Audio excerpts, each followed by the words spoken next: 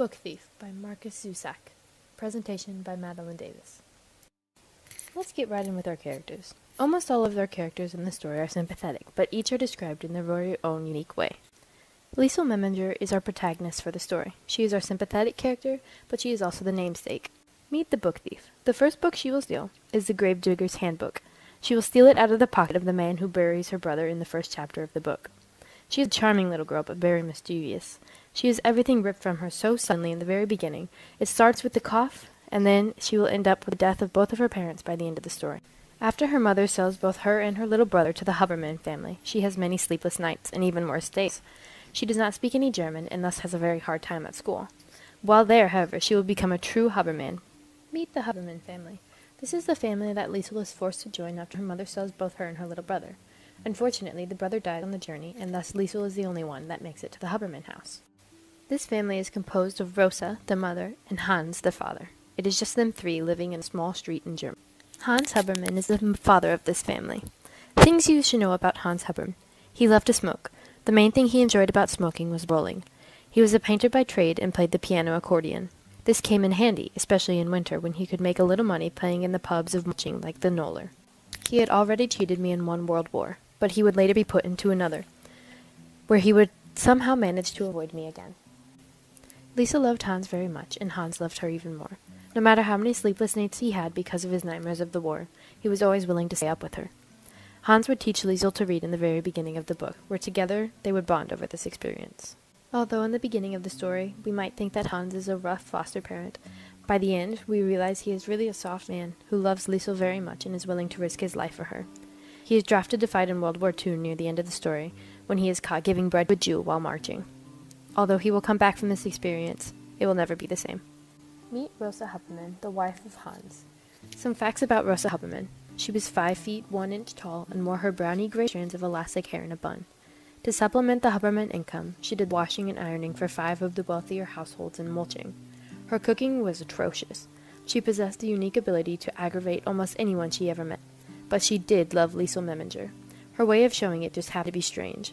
It involved bashing her with wooden spoons and words at various intervals.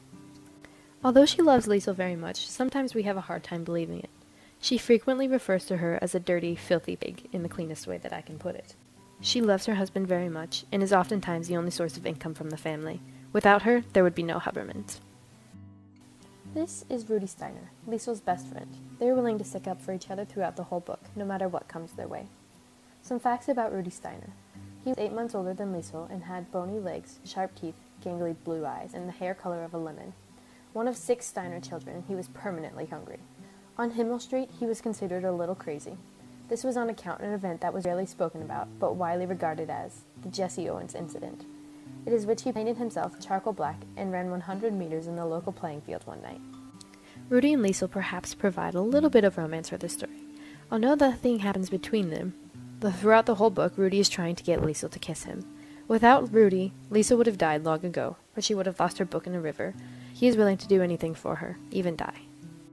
Perhaps had this man never come to the Huberman house, Liesl would have remained a child. Instead, she is forced to accept the reality of the situation in Germany before World War II. Max Vandenberg is a Jew, and he stumbles into the Huberman house looking for Hans.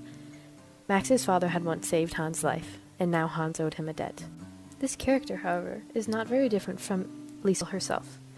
They both have riveting nightmares, and they both are book thieves. Together they bond through their experiences, and Max ends up making her many books. The Huberman family provides refuge to Max until the war is over, and then he disappears along with the rest of Liesl's family. Although Ilse Hermann is a minor character in this story, she provides major elements for Liesl. Her husband is the mayor of Mulching, Germany. Although she does not know it at the time, she is providing books for Liesl, even though Liesl is stealing them from her vast library. Now, over to our settings. The main setting for the story is Mulching, Germany, more specifically Himmel Street, but more on that later. To go along with our location of Mulching, Germany, we also get the temporal setting, which is during World War II. Now, back to Himmel Street. The buildings appear to be glued together, mostly small houses and apartment blocks that look nervous. There is murky snow spread out like carpet. There is concrete, empty hat stand trees, and gray air. Once Liesl is dropped off at the Huberman house in the very beginning of the book, everything else either revolves around Himmel Street or the war zone. It is here that she goes to the mayor's library, or that she lives at the Huberman house, or where she plays soccer with Rudy in the streets.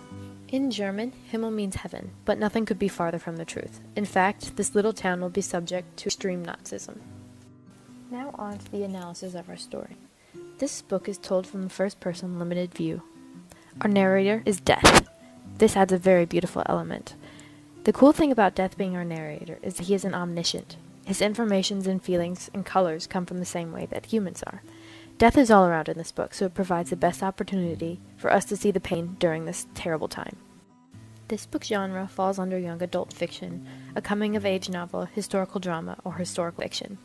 Despite the pain and death and loss in this book, the tone is hopeful. Out of all of the darkness, we find Max and Liesel in simple ways like playing with snow in the basement, despite Max being half dead just days before. Although this book has lots of artistic elements, one of the main ones is imagery, and oftentimes he uses color. Here is an example. The last time I saw her was red. The sky was like soup, boiling and stirring. In some places it was burned. There were black crumbs and pepper streaked across the redness. Now, to summarize our beautiful story, we will start with the initial situation. Our story starts off with Liesel, her mother, and her brother. While on the train to go to the Huberman's house, the little brother dies. They stop, and on the side of the tracks they bury him. She attends his burial, where she picks a book up off of the ground named The Grave Digger's Handbook. This is the first book she will steal in our story. Now she makes it to the Huberman house, where she meets Hans and Rosa. There she will be accustomed to their story, where she will also meet Rudy. Shortly after becoming accustomed to the life of the Hubermans, she will attend a book burning. It is there that she will steal her second book. It is also there where she will hear the word communist again. Here she will learn what it means, and that her father was actually a communist, and that was why he was taken from them. The second book she steals is called The Shoulder Shrug. After leaving the book burning, she will walk home. The family will spend a few days together until they receive a mysterious knock on the door. The person standing at the door is Max Vandenberg, a Jew. He knocks on the door and asks if he could find Hans Huberman, the accordion. It turns out that his father had saved Hans while in the First World War. The Hubermans take care of Max and nurse him back to life. Through this process, Lisa will become best friends with Max. Together we will read, they will be mischievous, and she will tell him what the weather is like. This is a typical day for them. As the story continues on, Max gets stronger. Liesel and Rudy continue to get into trouble, and Max is continuing to stay in the basement. Hans, however, runs into a parade of Jews being sent to concentration camps. There he will hand a Jew a piece of bread. This is when the story takes a turn for the worse. Hans tells Max that he must leave, just in case troops come and look in their house. But then, Hans is drafted into World War II, again to serve, and again he will escape death. She, however, does not know this. She doesn't know whether Hans will return from the war, or if she will ever see Max the Jew again. She is walking around the house one day when she finds a book from Max. The pages have been painted over, and he wrote her a book. This brings her new hope. And then one day, Hans comes limping home. He has been sent home from the war because he has a broken leg. He is alive. That is what matters to her. Just as things seem to be going better, she sees Max being paraded around to a concentration camp. Her and Rudy walk up to them, and they are both whipped because of this. She visits Ilse's house again, where she gives her a book and she starts to write in it, just like Max had done for her. She's sitting in the basement one night, and then she falls asleep while writing the book. She wakes up the next morning, and everyone is dead. Rosa and Hans had fallen asleep together, and they would never wake up again. Rudy, he had died as well. She'd never gotten a kiss from him. She is the only person in her village to survive. Everyone else has died due to the bombings. Now our story comes to an end. We find out that Liesel had lived a long, happy life. She was married and had children and grandchildren. She even was reunited with Max at one point. We do not, however, know what happened to Max. This is a beautiful story about loss and beauty and friendship and death, and overall it was a very challenging book to read. I love Marcus Zusak and the images he uses. This book was just amazing. I wanted to tell the book thief many things about beauty and brutality, but what can I tell her about those things that she didn't already know? I wanted to explain that I am constantly overestimating and underestimating the human race, that merely I do ever simply estimate it. I wanted to ask her how the same things could be so ugly and so glorious, and its words and stories so damning in a brilliant period. None of these things, however, came out of my mouth. Thank you for watching. I want to give a special thanks to Miss Berger for being such an amazing teacher, and my literature class for being so supportive, to Marcus Zusak for writing an amazing beautiful book about the horrors of the world at times and not sparing any gory detail. Also to Poetics and Google Images for letting me use their resources, and I hope you all enjoyed it. And the end.